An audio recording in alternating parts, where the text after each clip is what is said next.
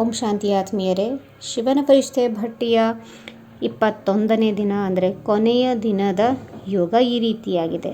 ಬೆಳಗ್ಗೆ ಏಳುತ್ತಿದ್ದಂತೆಯೇ ನಾನು ಪರಮಧಾಮದಿಂದ ಅವತರಿತ ಆತ್ಮ ಆಗಿದ್ದೇನೆ.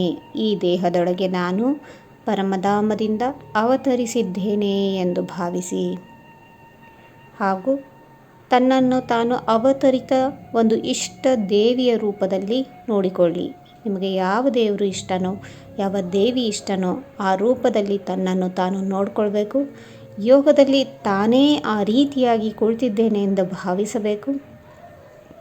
ಭಕ್ತ ಆತ್ಮರು ಯಾವೆಲ್ಲ ರೀತಿಯಲ್ಲಿ ತನ್ನ ಪೂಜೆಗೈಯುತ್ತಿದ್ದಾರೆ ಅಥವಾ ತನ್ನ ಮುಂದೆ ಯಾವೆಲ್ಲ ಬೇಡಿಕೆಗಳನ್ನ ಇಡ್ತಾ ಇದ್ದಾರೆ, ಹೇಗೆಲ್ಲ ತಮ್ಮ ಭಕ್ತಿಯ ಪ್ರದರ್ಶನ ಮಾಡ್ತಾ ಇದ್ದಾರೆ ಎಂಬುದನ್ನು ಊಹೆ ಮಾಡಿಕೊಳ್ಳುತ್ತಾ, ಆಗ ನಾನು ದೇವಿ ಯಾವ ರೀತಿಯ ನಿಷ್ಕಾಮ ಭಾವದಿಂದ ಯಾವುದೇ ರೀತಿ ಜಡ್ಜ್ ಮಾಡೋದಿಲ್ಲ. ಇವರು ಈ ತಪ್ಪು ಮಾಡಿದ್ರು ಅದಕ್ಕೆ ಇವ್ರಿಗೆ ಹಿಂಗಾಗಿದೆ, ನಾನೀಗ ವರದಾನ ಕೊಡಬೇಕಾ ಕೊಡಬೇಡವಾ ಆ ಥರ ಎಲ್ಲ ಜಡ್ಜ್ ಮಾಡದೆ ಎಲ್ಲ ಭಕ್ತರ ಎಲ್ಲ ರೀತಿಯ ಬೇಡಿಕೆಗಳನ್ನು ದುಃಖಗಳನ್ನು ಈಡೇರಿಸುವಂಥ ಒಂದು ಸೇವೆಯನ್ನು ನಾವು ಯೋಗದಲ್ಲಿ ಕುಳಿತುಕೊಂಡು ಮಾಡೋಣ. ಯೋಗದಲ್ಲಿ ಕುಳಿತಾಗಲೇ ನಮಗೆ ಗೊತ್ತಾಗುತ್ತೆ ಭಕ್ತರು ಯಾವುದೆಲ್ಲ ರೀತಿ ಬೇಡಿಕೆಗಳನ್ನ ಇಡ್ತಾರೆ ಅಥವಾ ತಮ್ಮ ದುಃಖಗಳನ್ನ ಹೇಳ್ಕೊಳ್ತಾರೆ ಅನ್ನೋದು ಆವಾಗ ತಾನಾಗಿ ಅಲ್ಲಿ ಎದುರಿಗೆ ಬರುತ್ತೆ. ಮೊದಲೇ ಪ್ಲ್ಯಾನ್ ಮಾಡ್ಕೊಳ್ಳೋದು ಬೇಕಾಗಿರಲ್ಲ. ಸೊ ಈ ಒಂದು ಯೋಗವನ್ನು ಮಾಡಬೇಕಾಗಿದೆ.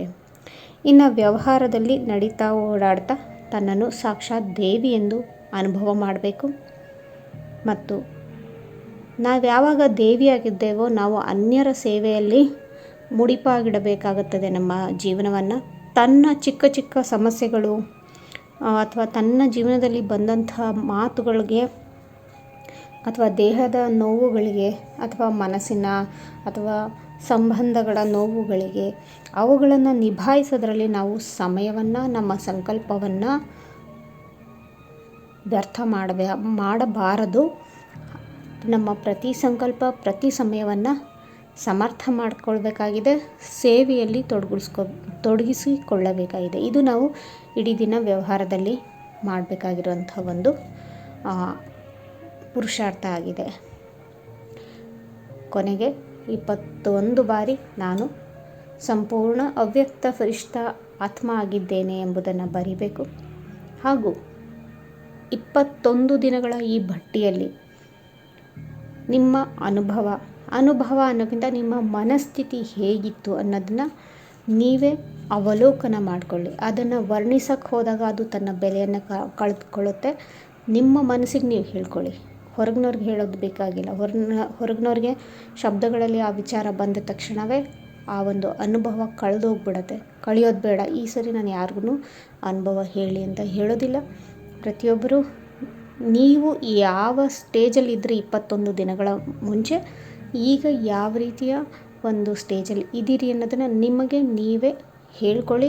ನೀವು ಯಾವ ಪುಸ್ತಕದಲ್ಲಿ ಏನು ಸ್ವಮಾನ ಬರಿತಾ ಇದ್ದೀರಿ ಅದರಲ್ಲಿ ಕೊನೆ ಪುಟದಲ್ಲಿ ಅಂದರೆ 21 ದಿನಗಳಾದ ನಂತರ ನಿಮ್ಮ ಅನುಭವನ ನೀವೇ ಬರೀರಿ. ಮತ್ತು ನನಗೆ ಕಳಿಸೋ ಅವಶ್ಯಕತೆ ಇಲ್ಲ. ಯಾಕೆಂದರೆ ಅದು ಪ್ರಚಾರಕ್ಕೋಸ್ಕರ ಅಲ್ಲ, ಸ್ವಯಂನ ಬದಲಾವಣೆಗೋಸ್ಕರ ಮಾಡಿರುವಂಥದ್ದು. ಹಾಗಾಗಿ ನಿಮ್ಮ ಅನುಭವವನ್ನು ಬರೆದಿಟ್ಕೊಳ್ಳಿ.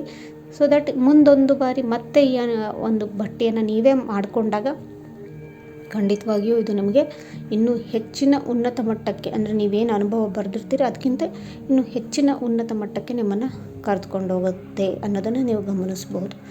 ಧನ್ಯವಾದಗಳು. ಈ 21 ದಿನದ ಭಟ್ಟಿಯನ್ನು ನೀವು ಫಾಲೋ ಮಾಡಿರೋದಕ್ಕೆ.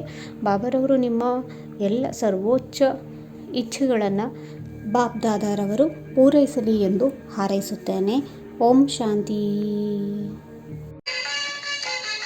ಶಿವಶಕ್ತಿಯರು ಇಲ್ಲಿ ಚೈತನ್ಯ ಜಗದಲ್ಲಿ ಬಂದಾರು ಬಾ ಇಲ್ಲಿ ನೋಡಬಾರೋ. ಶಿವಶಕ್ತಿಯರು ಇಲ್ಲಿ ಚೈತನ್ಯ ಜಗದಲ್ಲಿ ಬಂದಾರು ಬಾ ಇಲ್ಲಿ ನೋಡಬಾರೋ. ಗುಡಿಯಲ್ಲಿ ಮನೆಯಲ್ಲಿ ಪೂಜೆಯನ್ನು ಪಡೆದೋರು ಕಣ್ಣಾರೆ ಕಂಡಾರು ಕಾಣಬಾರೋ. ಕಣ್ಣಾರೆ ಕಂಡಾರು ಕಾಣಬಾರೋ.